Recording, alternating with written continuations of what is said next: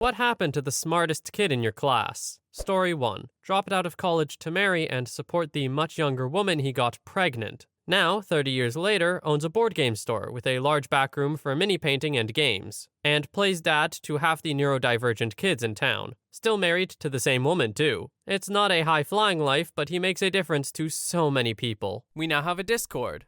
Check out the server in the link in the description. Story 2. I was in a really dark place at the start of this year, during secondary school and 6th form. 12 to 18 education total in the UK. Especially during secondary, the teachers would have me check their answers, and if I got a different result to the textbook, they'd have to come in as a mediator to see who's right. I wanted to unalive myself during my first university year. I still struggle with the thoughts. This was made worse by my depression affecting my results, making my grades and performance drop, and because I for so long had valued myself according to academic achievement, it really burned. I felt especially worthless. There's a bridge on the way to the train station in university. It's not a big drop, but it's right above a motorway. I thought about jumping off a lot. I can only hope that I don't head back into that dark place when my second year starts. Story 3. I also was the stereotypical gifted kid throughout school and even university. I studied law because it came to me easily and it was fun. And back then, I still believed that economic success and prestige were the most important things in life, and that I had to live up to the possibilities given to me by luck of the draw with regard to intelligence and ease of learning. Developed an eating disorder from the pressure to succeed, and because I was not at all adjusted to all the responsibilities of adult life. Started intensive therapy to overcome the eating disorder and deal with life better, but still went through the practical education in law. Here in Germany, after uni and the first set of exams which exclusively deal with the theoretical side of law, you have to do 2 years of a more practical education in working in the different fields of the law and take another set of exams. During that time, I had 2 minor breakdowns, which I didn't recognize as burnout back then, but in hindsight were clear signs of me being overwhelmed. Took the exams, got the first job I applied to, and started working as a lawyer in a big law firm. I liked the field I worked in, renewable energies, but hated every single day of work because I constantly felt overwhelmed, inadequate, and terribly scared of failing. Social contacts and things to do for fun fell by the wayside because I simply didn't have any energy left for them after putting everything into trying to cope with work. Managed to do 2.5 years of that until my body said, nope, not doing this anymore, and gave me a really bad burnout. Took 5 whole years of doing nothing and 2 inpatient treatments, which were thankfully possible due to the German social and healthcare systems, to recover enough to think about working again, though never again in my original field of law. Now I work a part-time job in a super small publishing house, way beyond my facilities and making me way less money. And I've never been happier in all my life. I no longer feel constantly overwhelmed or scared to fail because I've set my bars a lot lower. What I learned from all this is that education, money, prestige,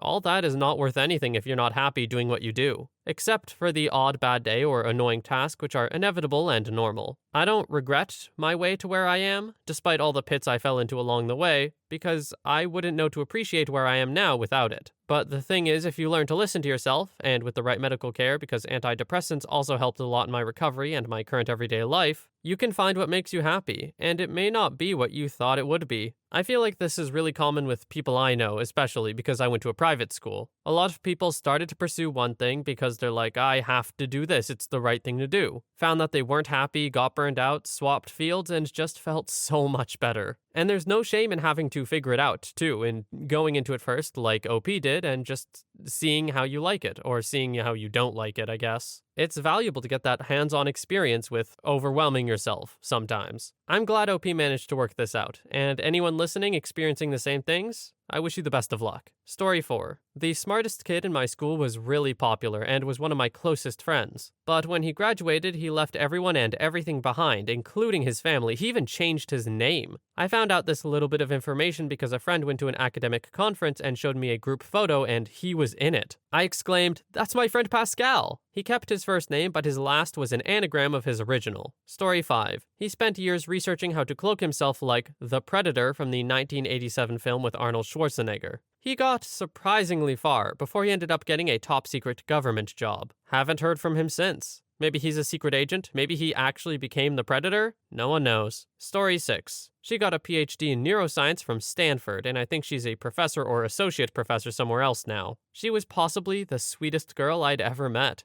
I was an intelligent underachiever and ended up in a few AP courses with her because our teacher saw my test scores and refused to continue to let me do stupid things with my stupid friends. She was always super proud of me when I actually showed up and put some effort in, and lo and behold got excellent marks. Honestly, she really turned around the last 2 years of high school for me. Also, she's wicked hot now. A hot genius. Story 7. When I was in middle school, we had a super smart kid join later on in the semester that was always teased because he was above everyone else mentally. I think in grade 8 he was doing grade 10 or 11 mathematics. Any test that he took, he passed with flying colors, hardly even studying. He befriended me. I was kinda quiet in middle school because of stuff going on at home. His mom always made me an extra sandwich whenever she made his lunch. I lost contact after graduation, but a few years later when I was a sophomore in college, I decided to look him up on Facebook and couldn't believe what I saw. There was my friend, the Brainiac, smoking salvia out of a huge bong as his profile picture. I think he had to take it down because when I looked him up again, he had pics of him drinking out of a funnel.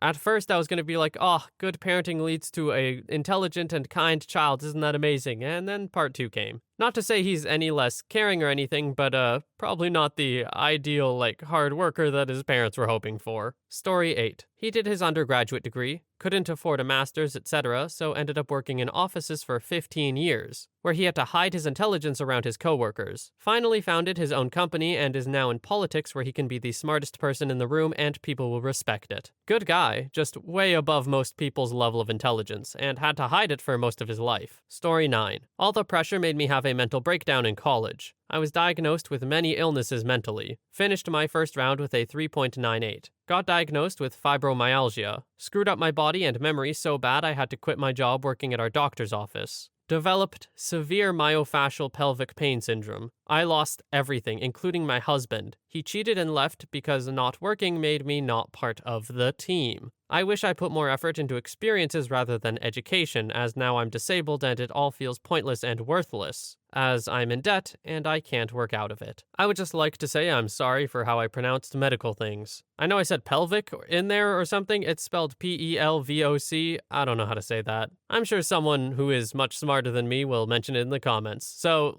see what they have to say. Story 10. I was valedictorian in a class of less than 20 people in high school. I never found work in the field I studied in college and was tired of the crappy entry-level work I'd been stuck doing for years. So I went back to school from some certs related to IT and programming. I'm doing just above entry-level IT work now, which is fine. The girl I was planning to marry left me shortly after I turned 30, but because of the housing market, I'm forced to live in the guest room of the home we had bought together. Due to one of the jobs I'd worked before getting into IT, I'm dealing with anxiety and depression caused by PTSD. I'm living in a city that I hate after having left my friends and family behind to move in with my now ex, so I'm very much alone. People often said I was smart, but it was always just surface-level facts and decent communication skills. I know my situation could be worse. I'm grateful to have a job and a place to sleep, and being able to communicate with friends over Discord has been helpful. Still, I'd hoped my 30s wouldn't be like this. Story 11. I was voted most likely to succeed. At the time, I was a B student. Graduated with just under a 3.0 GPA.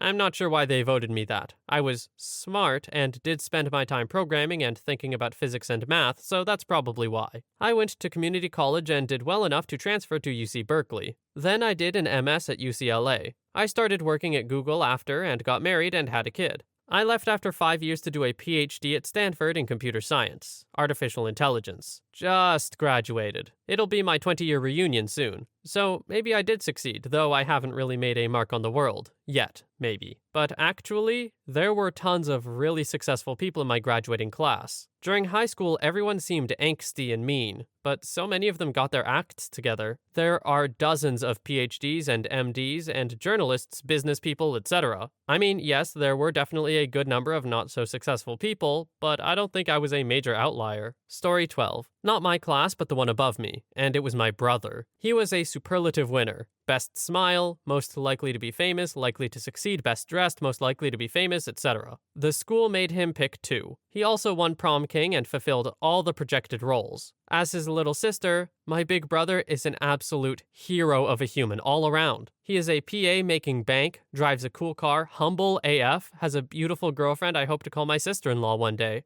Me? I got senioritis, and the school had to call my mom to let me know I needed to show up for superlative pics. I'm an artist. I work with rock stars on the spectrum. I have 100 plants and solo travel to go hiking. In my opinion, we both made it. All the money in the world wouldn't put me through his academic endurance. He is such a great role model. I'm so blessed to have him as my big brother and best friend. He calls me for his mental turmoils and I make time. I call him when I made a new art/plant sale. Our relationship is unmatched. I love this. It's proof that it takes all kinds. And also proof that all kinds can also come from the same family. Good going, OP. Sounds like you and your brother rock. Story 13. He got someone preggers right out of high school, so he decided not to go into the Ivy League school he had a full scholarship to and stay home to be a dad. He got his associates at the local community college and is now a science teacher at the same high school he graduated from. I talk to him every once in a while when I'm down there to visit my parents. He's always asking about my job, because he wanted to be a software engineer when he graduated high school, and the community college didn't even have regular computer classes. So he settled for some environmental science degree. Story 14. He went to ace the board exam. Twice. In 2 different fields. I couldn't be prouder. More importantly, he became my boyfriend and changed many perspectives I had in life. I'd have never lived up to this day were it not for him, and I hope I did, and still do, my best to care for him the same. It wasn't always shiny days. He had very depressive episodes with lots of doubts and being forced to face heavy pressure. We had a toxic relationship in between, and a lot of things weren't healthy at all. I even projected a lot of insecurities, especially being with this very intelligent person compared to my inferior self. Imagine hormones and adulting mixing up.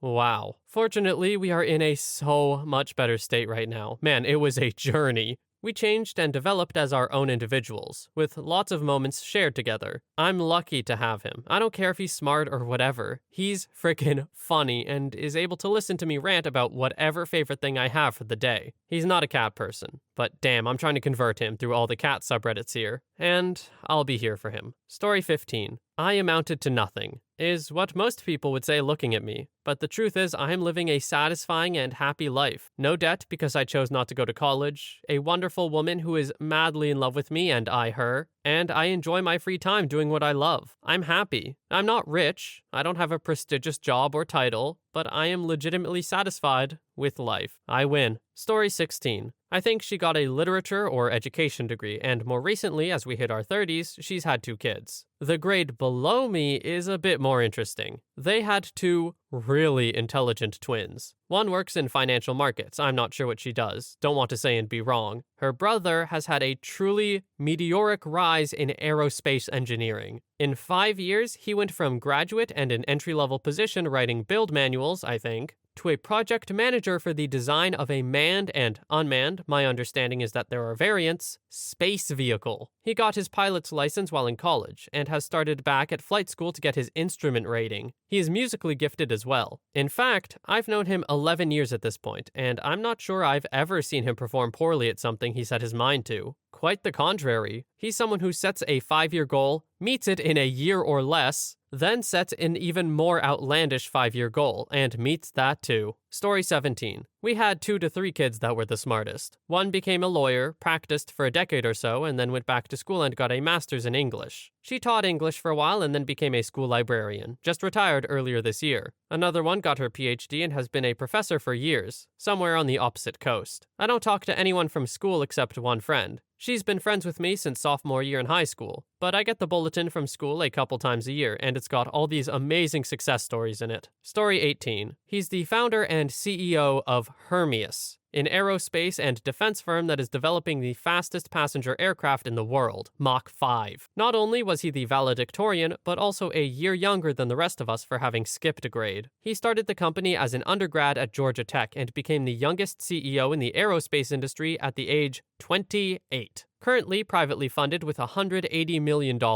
and won the contract to build the next Air Force One. Story 19. We graduated high school 23 years ago. Now she's a neurosurgeon. And a Hooters girl on the weekends just for fun. Was a Hooters girl in college. Made the calendar and everything. I still run into her from time to time. She's still as nice as she's always been. Story 20. Hard to pick out one smartest kid. I went to a school full of very smart / academically successful kids. Person A got a wildly underwhelming degree for her skill set. Now works an office job and has a kid. I think she's doing well and likes her life. She struck me as a very humble and family-oriented person. Also the best human in this bunch by a large margin. Person B is a researcher and invested in his work. Also married and as far as I know has a child. He is a terrible person through and through, however. I sincerely hopes he works through it and becomes less of a jerk. Person C also got a degree below his skill set, has a mediocre job in finance, struggles with relationships, and his overbearing / strict father he still lives with. Person D would be me, hopping jobs, changing degrees, and struggling with my mental health, having an epic mental breakdown every few years.